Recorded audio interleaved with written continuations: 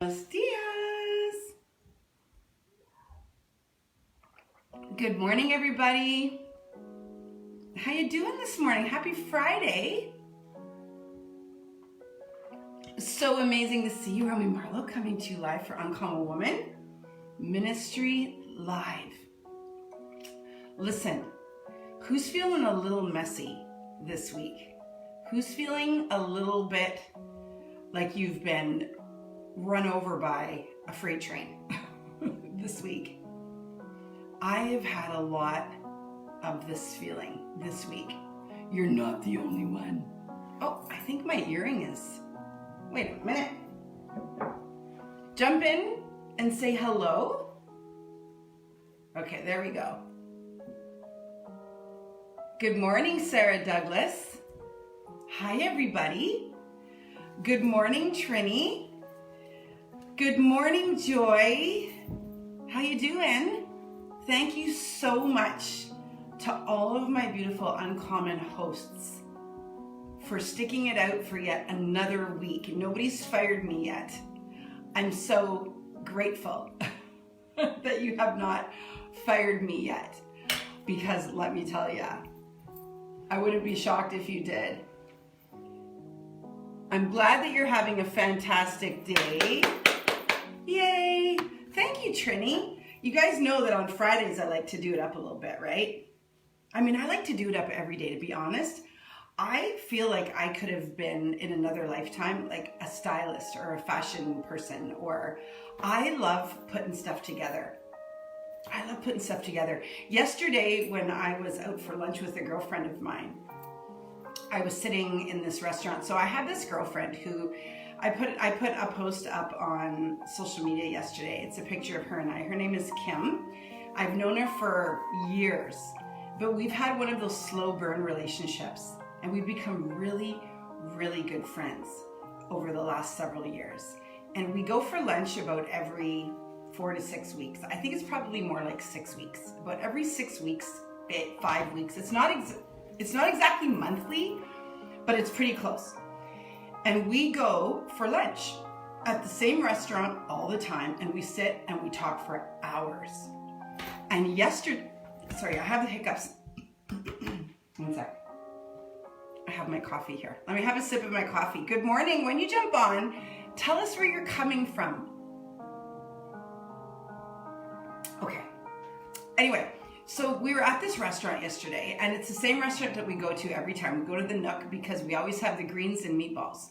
They have really, really good salad and really, really good meatballs. So we always go to this restaurant and we sit and we talk about everything. We talk about business because she's a business owner. We talk about my business. We talk about her business. We talk about our lives. We both like to travel, so we talk about our travels. I was just in Guatemala. She was just in Costa Rica. So we just get all caught up. And down a few tables from us was this table of older women. And I'm saying like they were all maybe in their late 70s, early 80s. And you could just tell that they've been friends for a really long time. You know how you see women and you're like, I want that. Like I want, when I'm in my 70s and 80s, to be going out for lunch with my girlfriends. I don't want to go to knitting class. I don't know, nothing wrong with knitting, but I just don't want to be that person. I want to be cool. You know what I mean? And so I don't know why this, I have a device that might have a problem charging. This is my life. I have these old devices that don't hold a charge, so they have to be charging all the time, and it makes me crazy. Anyway, so I was going, so we went for lunch, and there was this table of these older women. I love that too, right? Like who's got, good morning, Angelique. Good morning, Sarah Douglas. Good morning, Francois. Good morning, John Durnham. Good morning, all of these people. Good morning TikTok. Good morning, Facebook. Hi. So there was this table of these women, just a few tables over, and this one woman who was, it's funny because I noticed her because she reminded me of my mom. My mom had really incredible style, like big earrings. She was tall. She would wear heels. Like my mom was that woman who got dressed up everywhere that she went. And so I noticed this woman and I was like, wow, she's all done up. She's got it going on. Well, this woman comes over to our table And she leans over, and we're right in the middle of lunch. And she leans over and she looks at me and she goes, I just got to tell you good morning, Connie. Connie, I have to talk to you about your coffee. Your coffee came back to me. I think I sent it to the wrong address. Oh my gosh, this is like seriously my week. Anyway, so I have to make sure that I have your address right. And anyway, what was I saying? Oh, she leans over the table. This beautiful woman who I had noticed leans over the table and she looks at me and she goes, I just got to tell you how beautiful you are. I just got to tell you how much I love what you're wearing. It's just amazing. I love your glasses. I love your jacket. I love your hat. I love your blouse with the tigers or leopards, whatever. I had this whole like situation on yesterday. I always call it my safari outfit. I love it because it's like a tweed jacket and I wear my hat from Australia and I wear this like really beautiful white like creamy silk blouse that's got tigers on it. It's just a whole vibe. Whatever. It's a fun outfit. And this woman said this to me and I was so moved by it. One sec. And it was just such a beautiful thing for somebody to say so randomly. And I was thinking, it was so important to me yesterday because I was having a bit of a day. And for some random person to just come up to me and say, hey, I just wanted to tell you that I think you're beautiful. And I thought, let's remember to do that more. And as she walked away, my girlfriend, Kim, and I looked at each other. And I said to her, that made my day. And she said, that made my day. Like, we were just so moved by it because this woman got up from the table and came over and made a point of saying something kind to me. And nobody knows what's going on behind closed doors in your life, right? But yesterday was one of those days for me that I felt pretty good. But there's stuff going on. Like, you guys, I still grieve my mom from time to time, and I'll wake up in the morning and I'll just have a weepy day, right? Or I'll get an email, or, I'll be expecting something and it's not happening. Like, all of these things, all of us have these things happening in our lives. And for somebody just to come over and just say something so kind and then go and sit down, I thought, God sent her. God sent her over to me to just remind me that it's all going to be okay. That even in the middle of my mess, even in the middle of all the stuff that's going on in my life, that He has not forgotten me. He hasn't forgotten you. I know that you might feel messy. I know that you might feel lost. I know that you might feel like everybody else has got it going on but you. I know that you might feel like your business is the only business that isn't working. I know that you might feel like you're the only person who can't find somebody to love. I know that you feel like your health is never going to be on track. I know that you feel when you put clothes on that look different than they used to look, that you feel old. I know that when you look at your butt in the mirror after you get out of the shower, you go, I miss those days when I could bounce quarters off my butt. And then we go into a spiral. I know that you're brokenhearted. I know that you miss your mom. I know that you miss your dad. I know that you miss your child. I know that you're afraid that you're never going to be able to kick the addiction. I know that you feel alone. I know that you're trying really, really hard every day. And some days you feel like no matter how hard you try, it still isn't working. And I'm going to tell you something. God will meet you in your mess. In fact, He likes the messy people. Thank goodness, right? He loves you. And just because your life isn't perfect does not mean that you're not perfect in His eyes. I want you to remember that. And I also want to encourage you, when you're having a bad day, to go up to somebody else and say, I see you, and I don't know what's going on in your life, but you're beautiful. I saw you when I walked in the door. And I just want you to I want to tell you, I love your jacket. I love your hat. I love your style.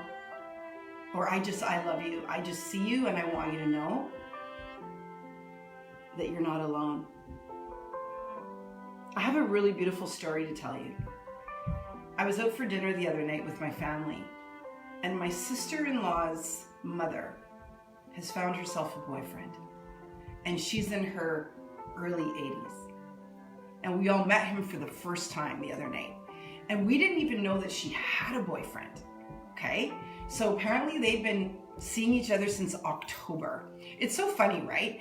Older people, they're wise. They don't go and make a big grand announcement. They wait because they've lived long enough to know, I'm not going to go and put it up on social media. I'm not going to go and make a big post all about how I found the love of my life, because I know how life works. And in just a few days, things could really change, right? I said to her when she was telling me the story, I'm going to learn something from you. She said, that's right, you learned something from me. But anyway, so she brought him to the dinner, to the birthday dinner. It's the first time all of us had ever met, okay? And so I said to her, tell me how you guys met. Good morning, Jord. I love you, sis. I was in your dream. Oh, I want to know. I want to know. So anyway, I said, how did you guys meet? And I love this story so much. Listen. She said, I was at the hospital getting some tests done. I love this story. Old people, where do they meet? The hospital. So she's like, I was at the hospital getting some tests done. And she said, because of these tests, I couldn't have sugar for a few days. She said, so I was so excited after I had the blood work done that I got to have something sweet. And she said, I was walking by Robin's Donuts, which is one of the coffee shops in the coffee shop in the hospital. And she said, as I was walking toward the coffee shop, all excited because I was going to get to have something sweet, she said, I was walking by this man who was sitting in front of the coffee shop. And she said, I was just walking by. And she said, I just looked at him and said, oh, I can't wait to go in there and have something sweet after those blood tests. And he kind of looked up at her and smiled. And I can't remember what she said his response was. And she just kept walking. And she went into the donut shop and she ordered her coffee and she ordered her donut and she sat down and she was really loving it because it had been a while since she'd had something sweet. And then a few minutes later, this man walks in and he said, can I come and sit down with you? And she said, sure.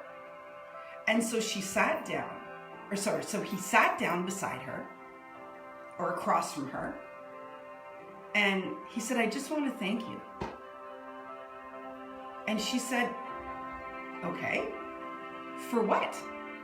And he said, you guys wait for it. You ready? You spoke to me.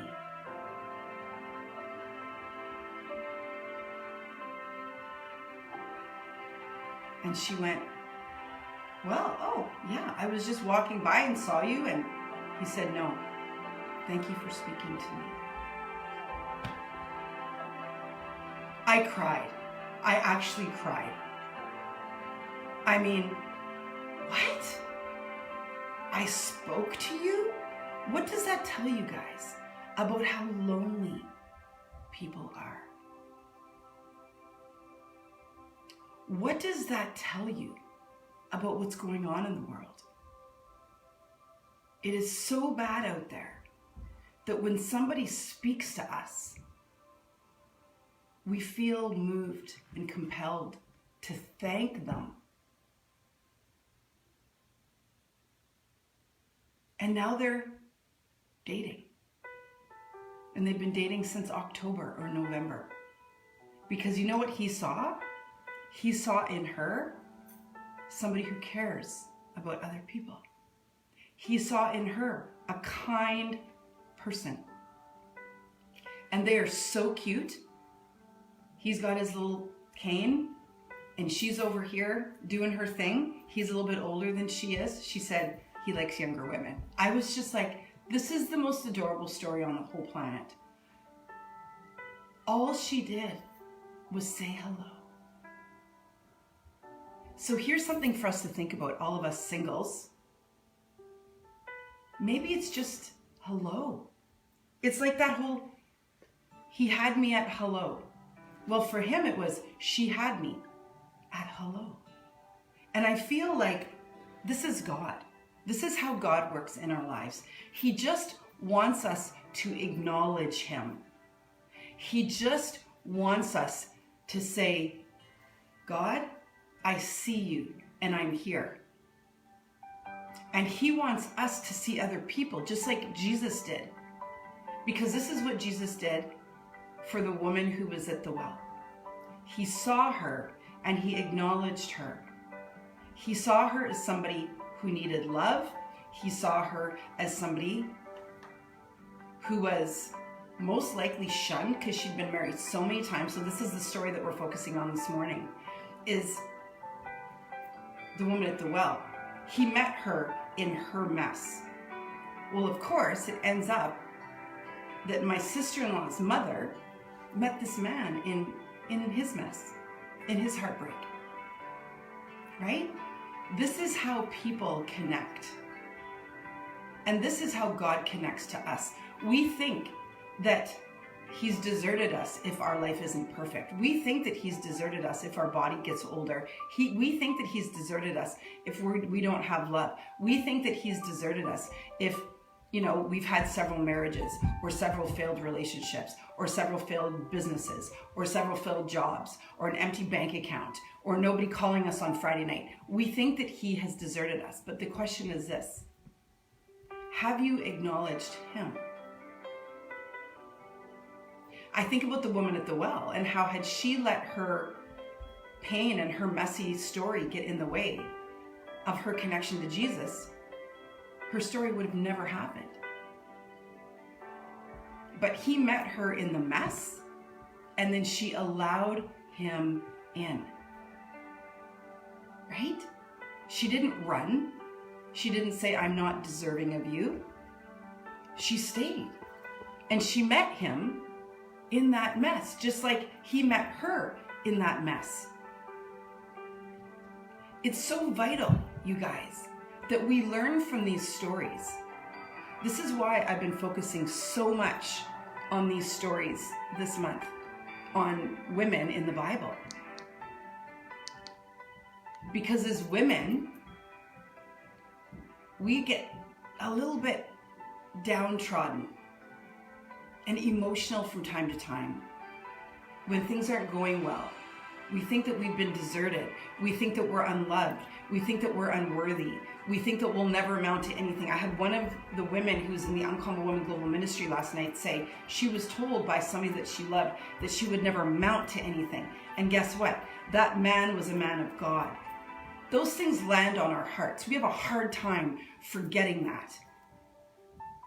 When people say things like that to us, we feel messy.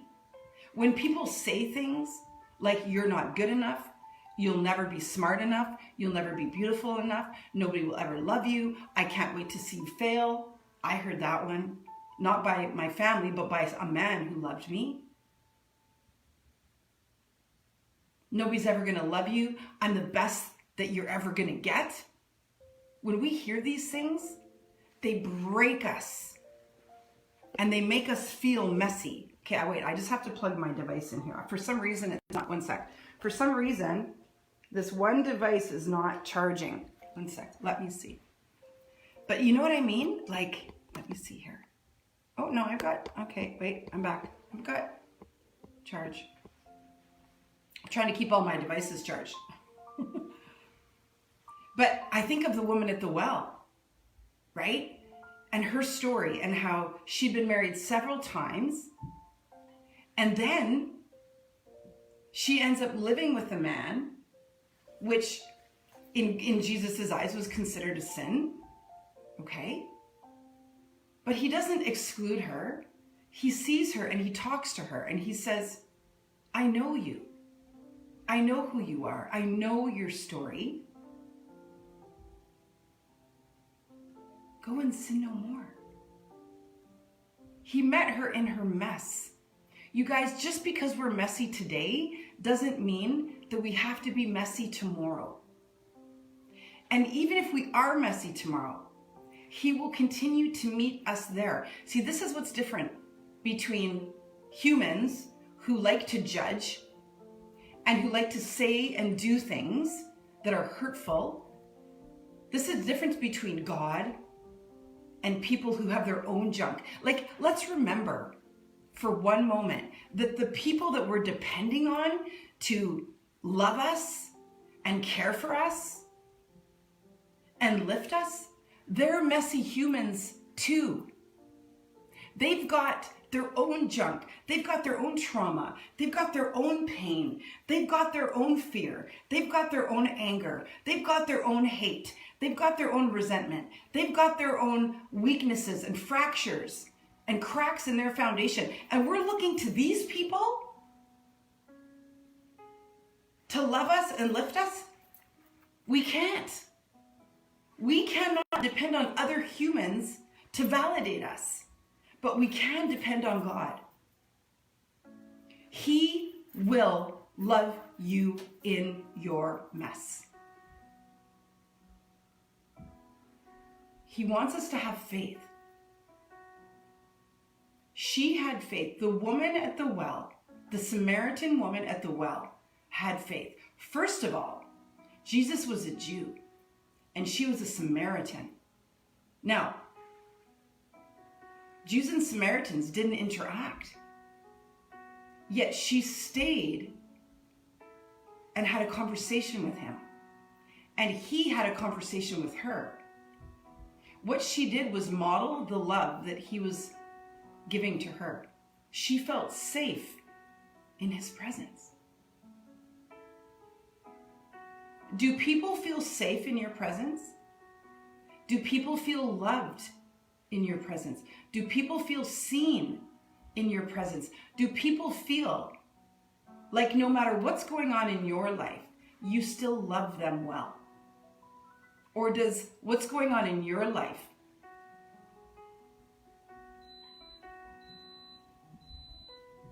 because what's happening behind closed doors in your life affects the way that you see people? Or are you able to love them just as they are? Thank you, Joy, for muting him. It's so important that we remember that he meets us where we are and just says, move on. Just go do better. Or don't stop, whatever the situation is, right? Like I think of, I was listening to PK this morning and she was talking about, I'll make you fishers of men, right? And she was saying that, Jesus said to the disciple, keep fishing. Cast your net on the other side. Don't stop. Maybe just change the direction. Maybe just shift. But don't stop. You guys, when we wake up feeling crappy, when we wake up feeling like everything that we're doing isn't working, when we wake up and we feel like our marriage is falling apart and we're tired, we're so tired. When we wake up and the people that we love continue to hurt us, when we wake up and the people around us continue to not see us, it's tiring, right? But here's what's really important, and I know I'm getting to my notes. My hosts are saying, when are you going to get to your notes? I always do kind of like these long introductions, but here's the thing. We have to keep going,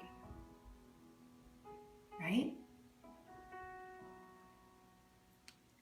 So the Samaritan woman had an incredible testimony, and what I've been doing in the Uncommon Woman Ministry Live is talking about the women in the Bible and their testimonies, their stories.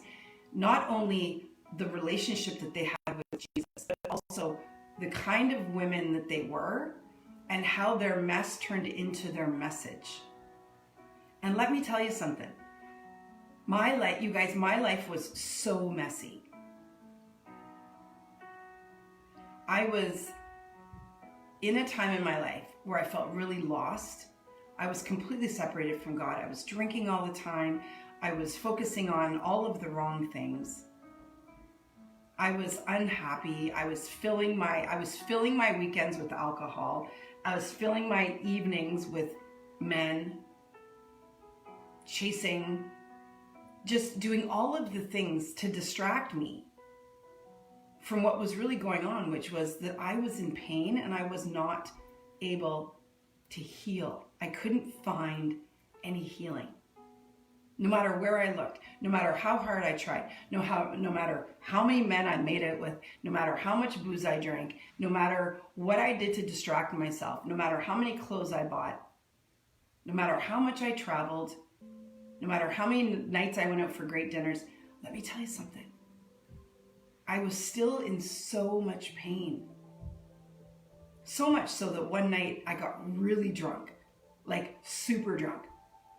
And I was of course we know that alcohol is depressant, so it only makes it worse. So now I'm on my knees and I'm crying and I'm saying to God, because it was basically my last resort. I had gone to counseling. It really didn't work for me because it was a spiritual brokenness that I was experiencing.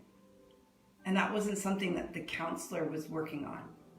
But I was on my knees and I said, God, listen, I'm not seeing a way out here. Anybody ever been here when it's just been so bad? You're like, I'm not seeing a way out. I can talk to my friends till the cows come home. I can talk to my counselor. I can read books and listen to podcasts, but nothing's changing. Like you might think it's changing, but it's really not. And I was on my knees and I said, God, listen, I've got nothing left. I've tried it all. Nothing's working. And here's the thing. If you don't show me the way, I don't think I can do this anymore. I think I'm tapping out. And I can't even believe that this was me. Because if you know me, if you've met me, or you guys get my energy, I am like my nickname as a young girl was Sunshine. Like I have always been a really happy person. I am a naturally happy person. I have a lot of energy. I've always been like the bright light. For me to be in this dark of a place, it had to be really bad. I've always been very optimistic. I've always been able to pull myself out, but I couldn't this time. And of course, the alcohol didn't help, right? And I had just been so broken down in this relationship that I had left that I didn't have anything else. My tank was empty. Thank you for the gifts, everybody. Thank you for the gifts, TikTok. And you guys, please share this out to your community if you feel like this might speak to somebody. Because women need to know that God meets them in their mess. Anyway, so I'm on my knees. And I have this prayer, like my last ditch effort, my last ditch prayer. And all of a sudden, I hear a voice. And I am not kidding you. And I've been telling this story for 11 years because I still can't believe it. Because at the time, you have to remember at the time I was really distant from God. So I actually didn't. Have you ever been so distant from God that you actually don't expect an answer? And then you get one? Instantly, he was like, oh, hey. Oh, okay, so you're willing to do anything? So let me hear you right. You're willing to do anything. Because I had said to him, I'll do anything. Just get me out of this. And guess what he said? He said, okay, I'm going to give you a job. And here's the job. I want you to turn around and support women who have stories like yours. You want a path? Here's your path. You're going to go and create platforms and programs and places and spaces for women who have painful stories like yours. And I want you to start supporting those women. That's your work. You guys, I owned a gym at the time. So I didn't really understand what this meant. I was like, I'm kind of doing that, but I wasn't. I was doing it in that I was supporting women's transformation physically. But then I was like, oh, okay, I think I see what he's asking me to do. So I got up the next day and I started coaching the women at my gym different. I started saying things to them like, how's everything at home? How's everything at work? How's your heart? I'm sorry to hear that your mom died. How's your grief? Do you need support? How are you feeling? Are you alone? My gym completely transformed, and it became a home and a hub for women who had painful stories. I did it. I did what I was asked to do at my gym. And then 3 years later, that was 2012, 3 years later, I closed my gym and I launched Uncommon Woman. And the Uncommon Woman is my platform for women who have painful stories, women who want to heal, women who want to grow, women who want to rise, women who want to thrive, and women who want to turn around and have an impact on others. That is what the Uncommon Woman is all about. And you guys, when you come into that space, you're coming into that conversation I had with God that night. You understand that? When you come into my free Facebook group, or when you come into the Uncommon Woman Global Ministry, or when you come into my master classes, or when you come onto these lives, you are seeing me walk the work that I made a promise that I would do that night on my knees. This is exactly the same work that I was doing 11 years ago when he said, this is what I want you to do. What I've done is I have included the Uncommon Woman Global Ministry. I've added something. I've added the faith ministry, which is these calls. And I know now that this was part of it. This was going to be part of it. I don't have an option. I was talking to the women last night. I think it was on our call last night. And I said, it's a decision. It's not a feeling. It's not like I feel like I need to do ministry. It's I had to make a decision to be obedient. And now I am here, wanting to be here or not. There are some days I wake up and I'm tired and I don't feel inspired and I'm weepy, or I've got a million things to do. It's not, I don't do this because I feel like doing it. Because if I only did it when I felt like doing it, I would probably only be here half the time. But I do it because I've made a decision to do it. And I've made a promise and I've been obedient. And so that is why I'm here. I am not here every morning because it feels like, ooh, I want to get up at 4:35 in the morning, do my reading, do my notes, make my coffee, put my dog out, put makeup on, get dressed, and stand in front of everybody and try to sound smart. Because some days I just want to hang out under my covers. But I don't. I get up and I do it anyway. Angelique says, oh, they call me Sunshine Sparkle. It's always the one that are the happiest that seem to hurt the most.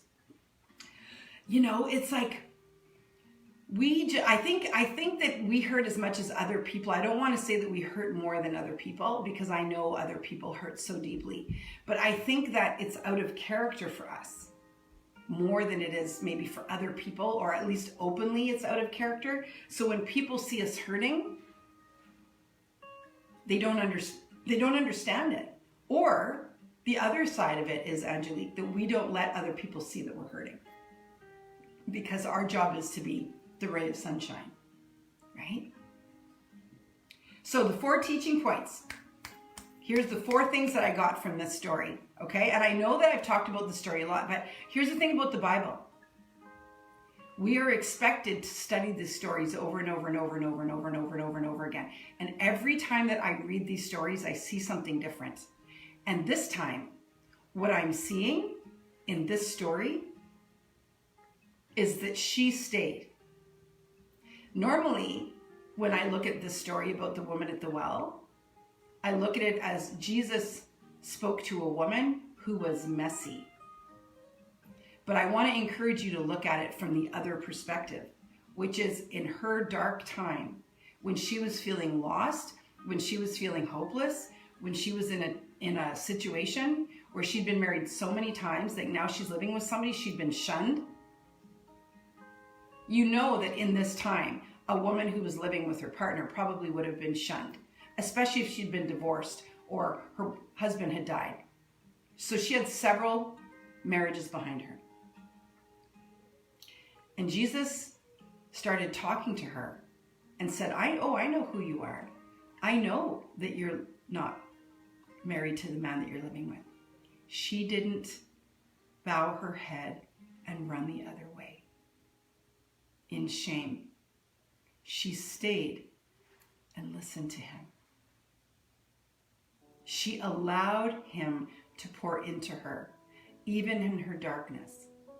So her testimony was that he saw her. Imagine how unseen she would have felt. Kind of like my sister-in-law's new boyfriend. He's an older man. He's got a cane. He's at the hospital. He's obviously there for something. I don't know what it was. I didn't ask. It didn't matter. But here's what's really important. That she saw him and let him know that she saw him. And that's what God does. He lets us know that he sees us, but we gotta stay. Even in our darkness, even in our pain, even when we feel like we've sinned and we've messed up and yesterday I promised I would never have a drink again. Yesterday I promised that I would never text that guy again. Yesterday I promised God that I would never gossip again. Yesterday I promised God all of these things, and I woke up today and I failed. I don't want to have a relationship with God because I'm failing at it. She stayed. Lord Jesus, exactly, Kenesha. She stayed. Stay. Let him see you. Let him love you. Let him be with you in that time. I remember when I was on my knees. I'm trying to think if I really believed that there was a God at that point, because I was so far from my faith. That's why I said, like, I prayed, but I actually didn't think I was going to get an answer, because I was at this point in my life not a God's girl. And he showed up. And I was like, oh my goodness. He answered. But see, I had to stay. I was on my knees and I had to stay. Thank you for the gifts, TikTok. You guys, thank you to my moderators. You're so amazing. Thank you, Uncommon Hosts. You guys are so great. So it's so important for us to remember that Jesus will meet us in the middle of our mess. John 4, 7 through 9. I'm going to read it. Okay? I'm going to get into the word for a minute. Soon a Samaritan woman came to draw water, and Jesus said to her, "Please give me a drink." He was alone at the time because his disciples had gone into the village to buy some food. The woman was surprised, for Jews refused to have anything to do with Samaritans. She said to Jesus, "You are a Jew, and I am a Samaritan woman. Why are you asking me for a drink?" He stayed. He saw that she was alone. He saw that she was a Samaritan, and he stayed. And he knew her heart before she knew that he knew, and he stayed. She was alone at the well, likely avoiding people, right? She carried shame and isolation and a complicated past, yet Jesus initiates the conversation.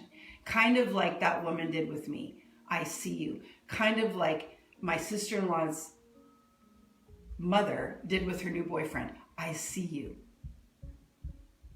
You guys, when people acknowledge us, we respond. So if you just stay long enough to let him acknowledge you, you'll feel it. And then you can respond. But stick around long enough to hear the answer. Stick around long enough when you're praying to let him respond. And sometimes the response isn't what we think it's going to be.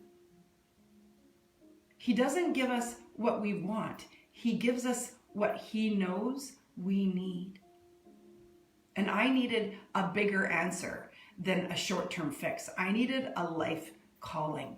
And that's exactly what he put on my heart. Jesus normalized the feeling of hiding and isolation. That's exactly it, Sarah. Jesus will meet you in places you thought disqualified you. So here's this woman at the well, and she's feeling disqualified, right? Because he's a Jew and she's a Samaritan. And yet he met her there. You don't have to clean yourself up to come to God. Your messy middle is often where transformation begins. Ooh, baby. Celebrate the mess. Because I'm telling you, it's where he will meet you and show you the greatest miracles. The greatest miracles are in your mess. We don't even notice a miracle when life is good. You know when we notice a miracle? When it's not. Pay attention when you're in your mess, because miracles are abundant. It's so important that when our life is feeling messy, that our heart is wide open, because that is when he is going to actually drop in the miracle. That's how he shows us that he's there. He revealed her truth without condemnation. I love this about Jesus. I always say this. He never asks why. He never says, okay, before I give you the answer, I want you to tell me why you've been married so many times, why you've slept with so many men, why you've lied, why you've betrayed me, why. He never asked why. He doesn't condemn people. He just says, let's move on. And I've talked about this a lot, because this is something that we do as humans, and we do it a lot. We think that people owe us an explanation about everything all the time. Well, I'm going to tell you something. That's not Jesus like. Jesus does not ask people why. Why did you betray me? Why did you hurt me? Why did you betray me to the point where I've been nailed to a cross? It was his people that got him there. You realize that? I've never been betrayed that, but I've been betrayed, but I've never been betrayed at that level. And he never asked them why. It wasn't important, because what's done is done. Jesus calls out her past, but he does not shame her. He says, oh, I know about your past. He just says, I know who you are. Go sin no more. He sees her, and then he course corrects. So this is one of the things about Jesus that I love, is he doesn't mess around. He's not going to say, oh, it's okay. Don't you worry. Just keep going and doing what you're doing. No. He says, I love you. I see you. Go course correct. Go do it differently. But he doesn't get into the tell me why, who, what, when, where, why, how, he said, she said, what happened, then what happened. That's not important.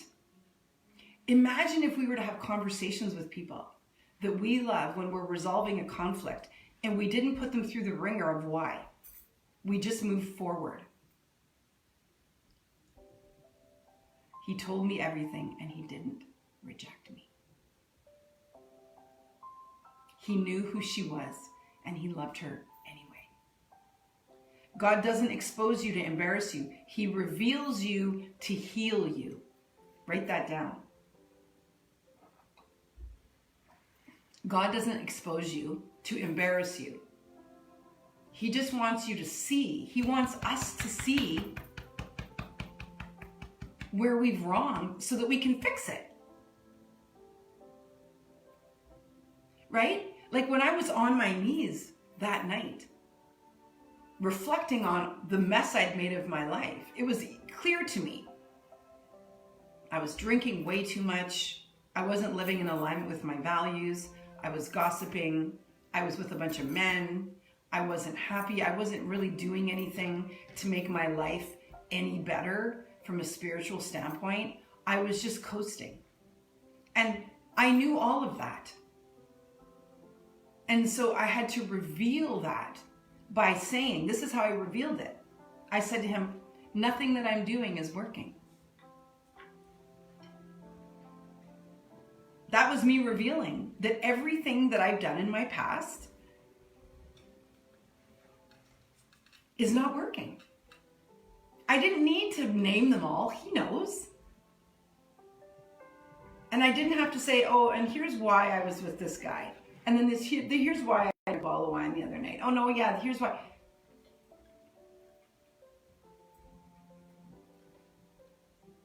I just had to say, nothing that I'm doing is working, God.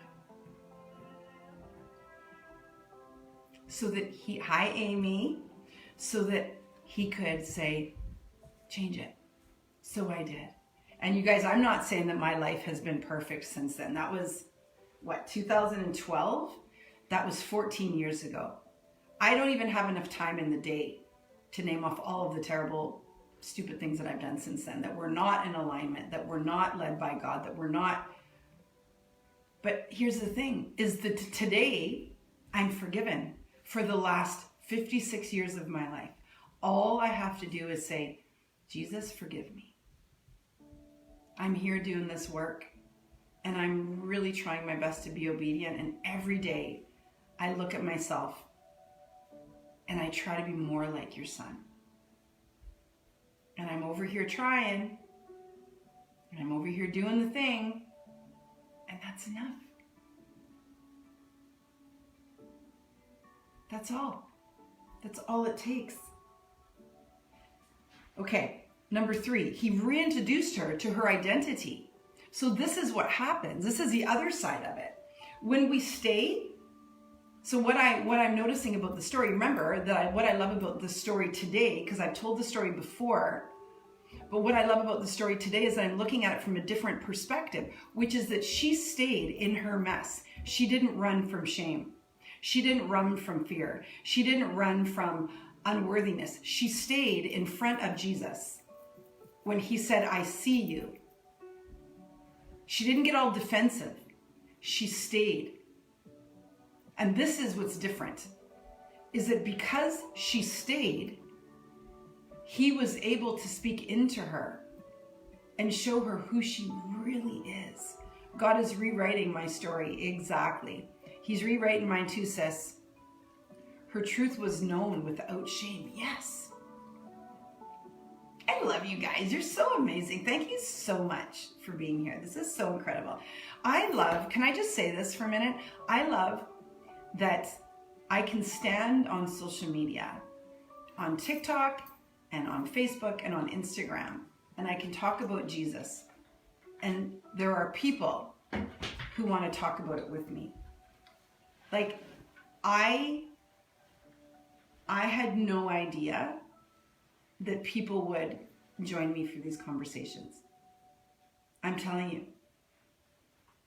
Like, it moves my heart to know that there are actually people who are here on social media talking about Jesus with me. My mom must be so proud of me. My mom prayed so hard for me to go into ministry, you guys. And I didn't do it until she died. Is that crazy?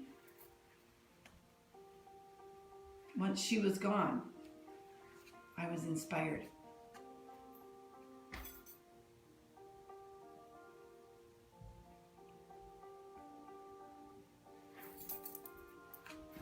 And she's so proud. There are people in your world who want you to live. And they pray for you every day. And they pray for your transformation. And they pray for your life. And they pray for your truth. And they pray for your growth. And they pray that you will walk a different path. They pray so hard. My mom prayed so hard. I used to be able to hear her and my dad pray. And here I am.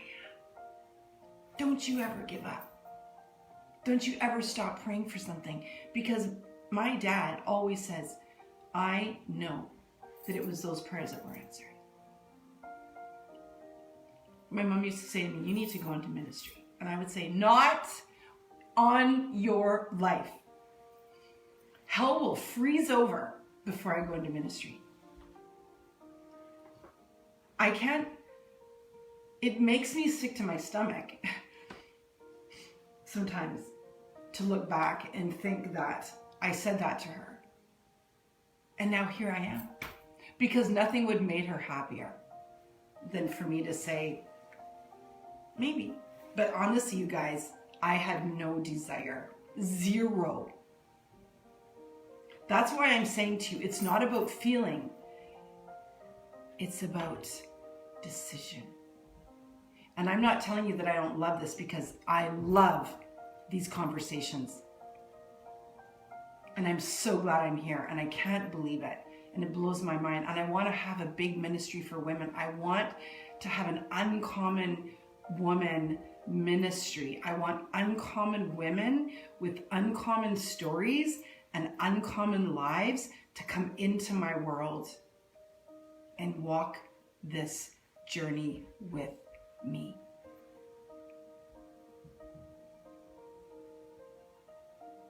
My mom knew. And she prayed, and it worked. Don't stop praying. He reintroduced her to who she was. And that's what's happened to me, and that's what will happen to you. And if you are somebody who is walking with Jesus, you know what I mean. You walk differently. You feel differently. You know differently. Right? We understand the purity that's within us. We start seeing ourselves differently.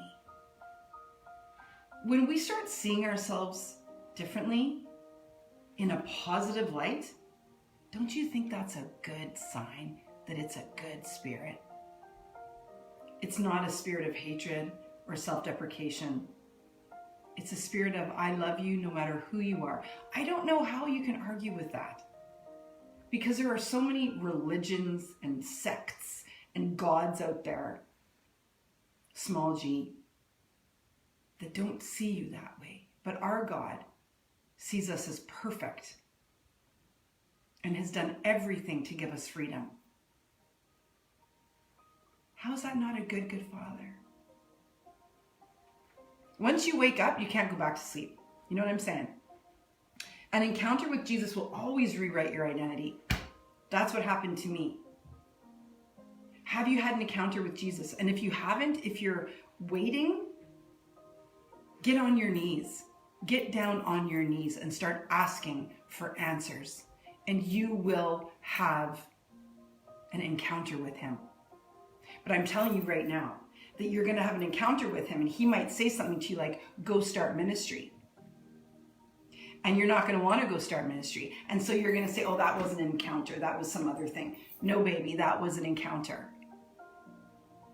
The encounter might not look like the answer that you want. But I'm going to tell you something.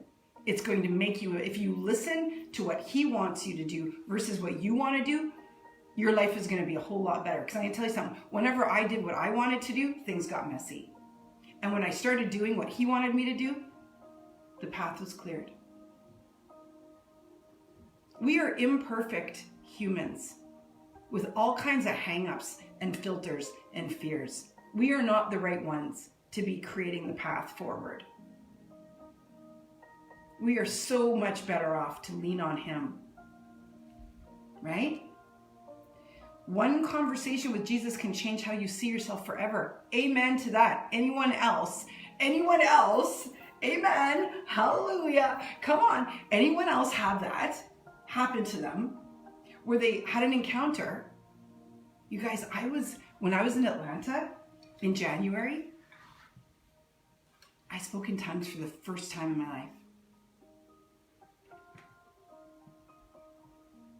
And I had been ordained, I think a day or two before.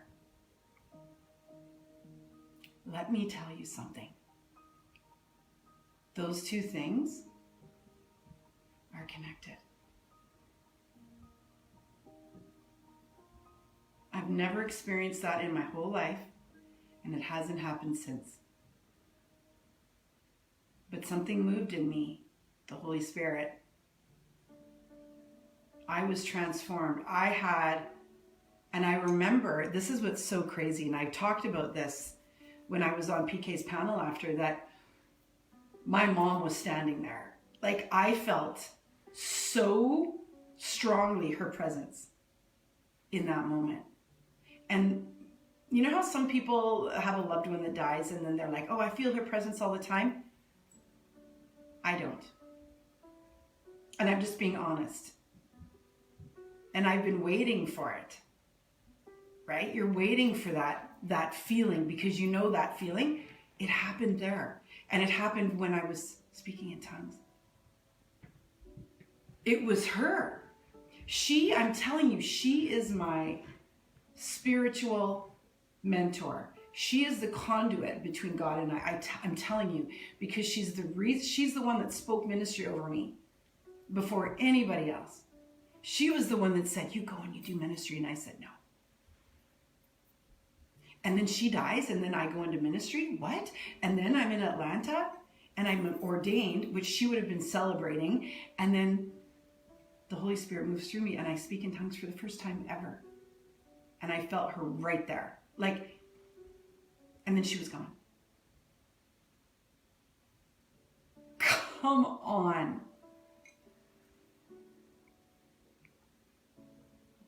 Okay? It's a thing. It's real, but you got to be open to it.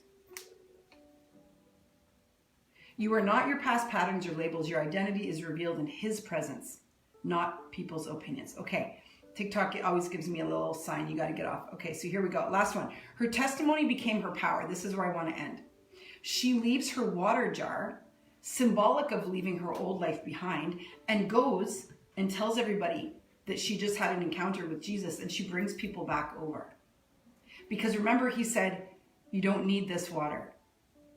If you drink from my cup, you will have eternal life. Like, you just need the living water. You don't need this water.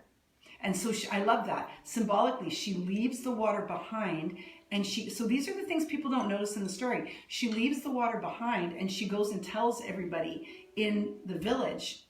This is the woman who's been married multiple times, who's living with her partner. Now, all of a sudden, she's gone from messy to messenger, and she goes into the village and says, follow me. I have met the Messiah. This is Him. He saw me.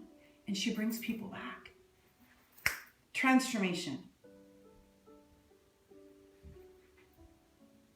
She runs back to the people that she avoided and brings the entire town back to Jesus. And everybody went from not respecting her, not seeing her, her being outcast, to who's the messenger? Won't He do it? This is what He does to women and men who are messy. He loves to take the people who are a hot mess that nobody believes in and lift them into something. And that's why you see all of these people rising up right now, and we're like, where'd they come from? Because Jesus touched their lives. And you used to think they're a hot mess, but now they're over here with ministry and doing good works, and they've completely transformed. He loves to take messy lives and turn them into miracles. Why? Because it just proves even more His power. Your testimony is not your shame, it's your assignment. The woman who hid became the woman who led. So if you're hiding right now, just have a conversation with Jesus. If you're hiding right now because of all of the things, you don't feel any kind of worthiness, I'm going to tell you right now, have a conversation with Jesus and He will change your life. Come on, guys. This is how it works. God is meeting me where here are some things you can say. I have felt hidden before, but now I am here. God is meeting me right where I am. I'm ready to let go of the shame. My story has purpose. Okay?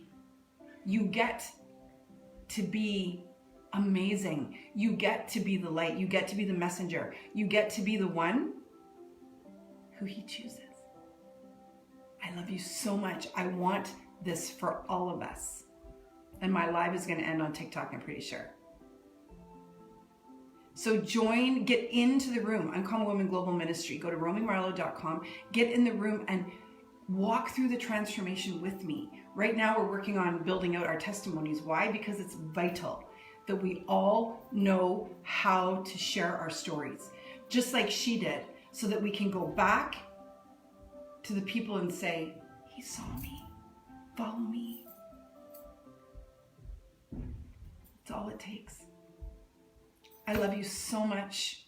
Thank you so much for being here with me every single morning at 9:30 a.m. Eastern Standard.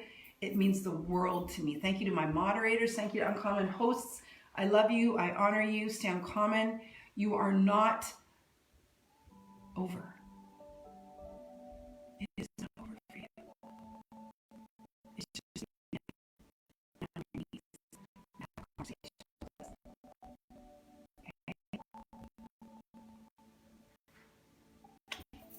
God bless. I'll see you Monday. Bye.